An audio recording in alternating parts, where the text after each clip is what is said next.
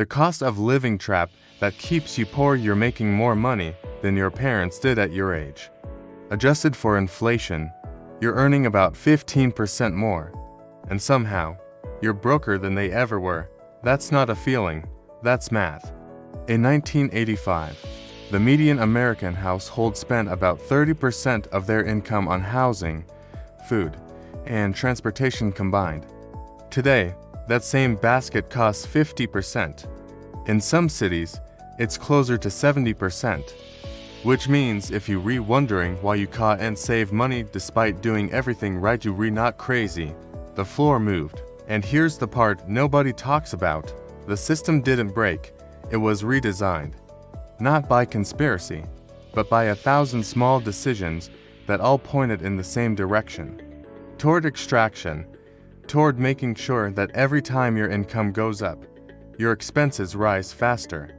This is the story of how the cost of living became a trap, and why escaping it requires understanding a machine most people don't even know they're inside.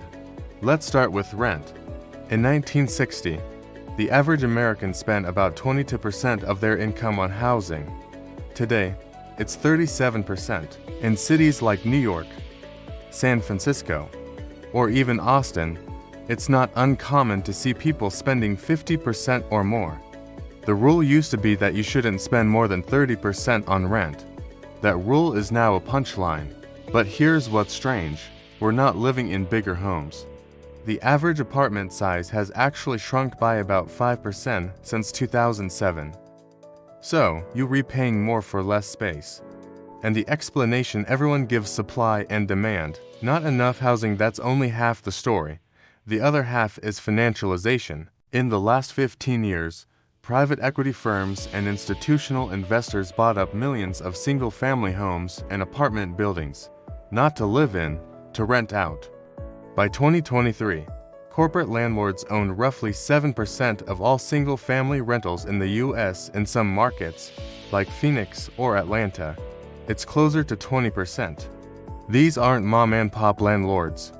These are spreadsheet-driven investment vehicles optimizing for yield. And yield doesn't care if you can afford it. Yield cares about maximizing revenue per unit. So rents go up, not because costs went up, but because the algorithm says they can. You're not renting from a person anymore. You're renting from a portfolio. Now let's talk about food. In 1960, Americans spent about 17% of their income on food. By 2020, that dropped to around 10%. Sounds like progress, right? Food got cheaper, except it didn't. It got worse and more expensive at the same time. The cheap food, processed, shelf-stable, calorie-dense, got cheaper. The good food, fresh vegetables, quality protein, anything that doesn't come in a box, got more expensive. Between 2000 and 2023, the price of fresh fruits and vegetables increased by 58%. The price of soda and chips increased by 28%. So, if you're broke, you eat worse, and if you eat worse, you get sicker. And if you get sicker, you spend more on healthcare. Which brings us to the next layer. Healthcare costs have increased by over 300% since 1990. Not 300% relative to inflation, 300% above inflation. The average American now spends about $13,000 per year on healthcare when you include insurance premiums, deductibles, and out-of-pocket costs. And most of that isn't even care. It's administrative bloat, billing complexity, and profit margins from middlemen who add no value to your actual health. You're not paying for medicine. You're paying for the privilege of navigating a system designed to be confusing. Transportation is the same story. In 1960, the average car cost about $2,600. Adjusted for inflation, that's roughly $27,000 today, which is almost exactly what the average new car costs now. So cars didn't get more expensive, right? Wrong, because in 1960, you could buy a car with cash. Today, 85% of new cars are financed. The average car loan is now $40,000 with a monthly payment around $750, and the average loan term is 68 months, That's nearly 6 years of payments. But here's the trick. Cars are now designed to fall apart right after the warranty expires. Planned obsolescence isn't a conspiracy theory. It's a business model. So by the time you finish paying off your car, it's already depreciating faster than you can maintain it. Which means you're trapped in a cycle of always having a car payment. And if you think you can avoid this by living somewhere walkable, good luck affording rent there. The system isn't giving you options. It's giving you expensive choices. Let's zoom out. The cost of living isn't just rising, it's compounding. Every category: housing, food, healthcare, transportation, education feeds into the next. You spend more on rent, so you eat cheaper food. You eat cheaper food, so you get sicker. You get sicker, so you take on medical debt. You take on debt, so you can't save. You can't save, so you stay renting, and the cycle repeats. This is what economists call a poverty trap, but it's not just for the poor anymore. It's for anyone making under 6 figures in a major city, which is most people. And the insidious part is that the system has adapted to your attempts to escape it. You try to save money by buying in bulk. You need a car to get to Costco, and a membership, and storage space in a bigger apartment. You try to eat healthy. That requires time to cook, which requires working fewer hours, which requires financial stability you don't have yet. You try to invest your way out. The barrier to entry keeps rising. The math doesn't work, and everyone pretends it does. Here's the part that keeps me up at night. None of this is an accident. It's not a bug. It's the intended output of a system that prioritizes growth over sustainability. Every sector of the economy: housing, healthcare, education, food has been optimized for profit extraction, not human flourishing. And the people designing this system aren't evil. They're just responding to incentives. Landlords raise rent because they can. Hospitals charge more because insurance will pay.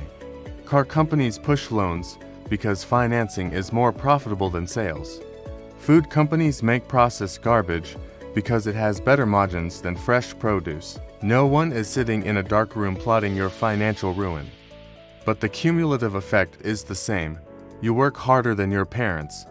You're more educated, more productive, and you have less to show for it, not because you're bad with money, but because the cost of entry into a stable life has been artificially inflated by people who already have theirs. So, what do you do? That's the question everyone wants answered. And here's the uncomfortable truth. There is no individual solution to a systemic problem. You can budget better, you can side hustle, you can learn to invest, and you should do all of those things. But none of them address the core issue, which is that the game is rigged at the infrastructure level. Housing will keep getting more expensive as long as it is treated as an investment vehicle instead of a human right. Healthcare will keep eating your paycheck as long as it is designed to maximize shareholder value instead of patient outcomes. Food will keep making you sick as long as the incentive is to sell calories, not nutrition. And transportation will keep draining your savings as long as cities are built for cars instead of people. The trap isn't that you're spending too much. The trap is that the things you need to survive have been turned into profit centers. And until that changes, no amount of personal responsibility will fix it. There's a reason financial literacy is pushed so hard right now. It puts the blame on you. If you're struggling, it's because you didn't budget right. You didn't invest early enough. You bought too much coffee. But financial literacy doesn't teach you how to afford rent when it costs 50% of your income.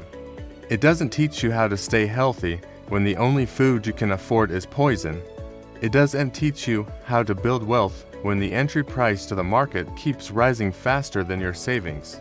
It teaches you how to optimize your behavior inside a system designed to extract from you. And maybe that's the point. The cost of living isn't just a number. It's a mechanism, a slow, grinding machine that takes your time, your health, and your future, and converts it into someone else's return on investment. And the scariest part, it's working exactly as intended. So the next time someone tells you to just work harder, just save more, just be smarter with money, ask them this: how much harder do you have to work when the floor keeps falling?